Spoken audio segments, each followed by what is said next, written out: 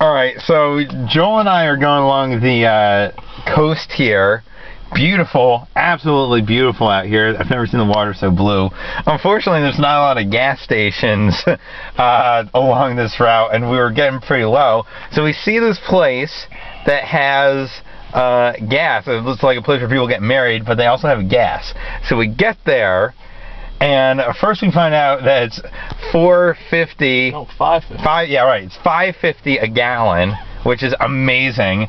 So, all right. So Joel, you can tell the rest of the story. All right. So we're just looking to get a couple of gallons and get to the next town, which God knows we haven't gotten to yet. So who knows? And use the restroom. So I walk into the gas station and, like a cheap asshole, say that we want $15 worth of gas, which amounts to less than 3 gallons, and so he takes, and I pay with cash, and he takes some cash and puts it in the register, and we go, and I come back out, and of course the pump will not go. It was never turned on.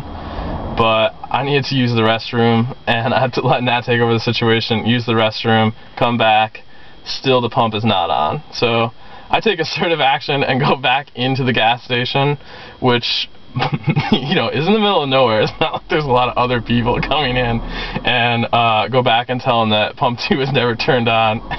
And so then another patron comes in and gives him like $100 or $60 or something to fill up his tank, and he accidentally assesses that to our pump. So then Nat starts pumping. Yeah, so now the pump, so Joel, here's what happens. Joel goes in, I'm out there waiting. 20 seconds after Joel goes in, the pump like starts working. I was like, oh, this is beautiful. Joel said that he had given him $15, so I'm figured that I'm pumping up to $15. It goes past 15, it goes up to 16.43, right? So, 16.43. Yeah, 16.43. So it stops, and now, and then I stop pumping. I stop pumping, and I'm waiting for Joel to come back out, and he's not. So I go in to figure out what is taking Joel so long. Yeah, 16.43, a big purchase in this guy's life. But so then we figure out that yes, indeed, Nat did pump 16.43, and I owe him $1.43. But he seems to be under the impression that the pump was off the whole time because I did not pay him, like you're supposed to pay first. And I was like, no, I gave you $15.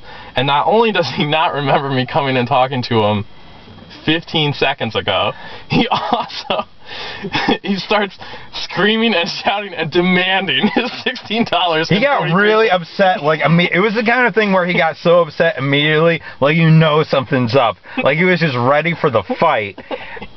Because like clearly he had nothing, and he goes, and Joel's like, oh, I gave you $15, and he's like, well, if you gave me $15, it would be on this receipt right here, and I don't see it on the receipt. And it was like, actually, I think he kept checking the credit card run-through scan, and then he had made such a big deal about it. When he actually looked at the register receipt, it probably did have $15 on it, and he was just too far into his argument to admit he was wrong. Yeah, so basically, we ended up paying $31.43 for about 3 gallons Not worth. even 3 gallons. Not even 3 gallons worth of gas. It was, yeah, it came up as like $2.95 of gallons, I think, something like that when I got done pumping. So this has by far been the most expensive gas we've had by this entire trip. Really ramps up the average that we've been paying for gas this entire time. And honestly, we're not the type of people to just fight gas attendants, because for a majority of this trip we've met some this is the first run-in we've had with anyone on this entire trip. We've met tons of new people in our lives in this past few days, and they've all been generally nice people, except for this one guy who decided to be a total douche nozzle about the whole thing. I can't even...